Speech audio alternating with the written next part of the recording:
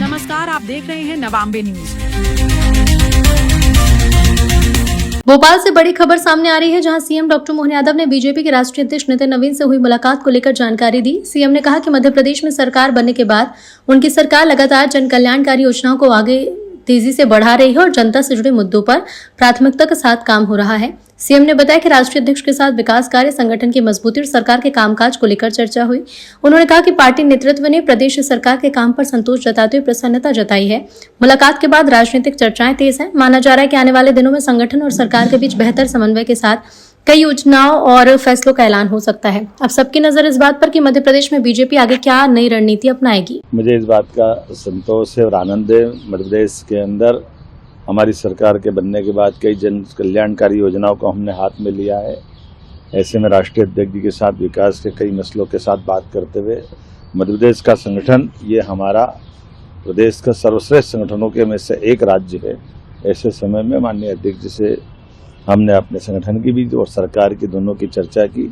मुझे प्रसन्नता, उनने हमारे समूचे कामकाज पे अपनी प्रसन्नता जाहिर की है। मैंने उनको निमंत्रण भी दिया कि हमारे मध्य प्रदेश में आप पधारें। हमारे विकास के साथ साथ भविष्य में जो आने वाले समय में हमारे लिए सिंहस्थ सहित ऐसे कई बड़े आयोजन होने वाले हैं, जिसमें हमारे संगठन और सरकार की महती भूमिका रहेगी।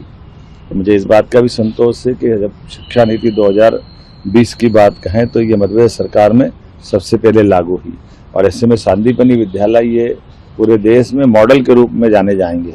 ऐसे में शिक्षा मंत्री जी को हमने निमंत्रण दिया है कि वे 2 दिन का दौरा बना करके आए, हमारे सभी स्कूली शिक्षा के सांदीपनि विद्यालय भी देखें और उच्च शिक्षा, तकनीकी शिक्षा, ऐसे कई प्रकार के विषयों को लेकर भारत सरकार के साथ मध्य प्रदेश सरकार मिलकर के काम करे। उन्होंने आश्वस्त किया जून के 2nd या 1st वीक में वो आएंगे।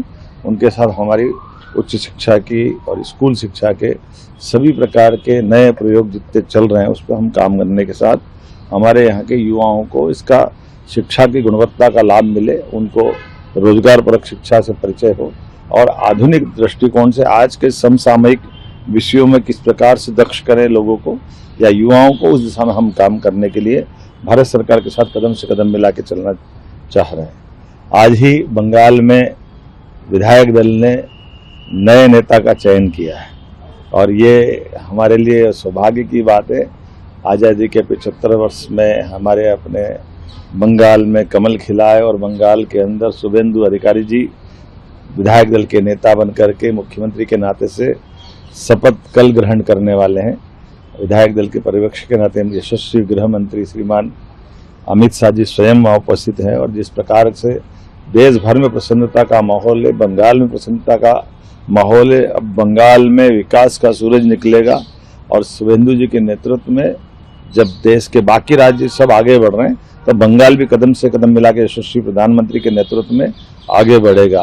बंगाल सब प्रकार की सुविधा संपन्न और सब व्यवस्थाओं के अनुकूल देश के साथ कदम से कदम मिलाने के लिए सदैव तत्पर रहा है, लेकिन दुर्दैव से कांग्रेस, कम्युनिस्ट और टीएमसी ने बंगाल को बहुत पीछे धकेला है। लेकिन अब सारी बात पीछे रह गई, अब बंगाल आगे बढ़ेगा, देश आगे बढ़ेगा। मेरी अपनी ओर से शुभेंदु अधिकारी जी और सारे मित्रों को बधाई।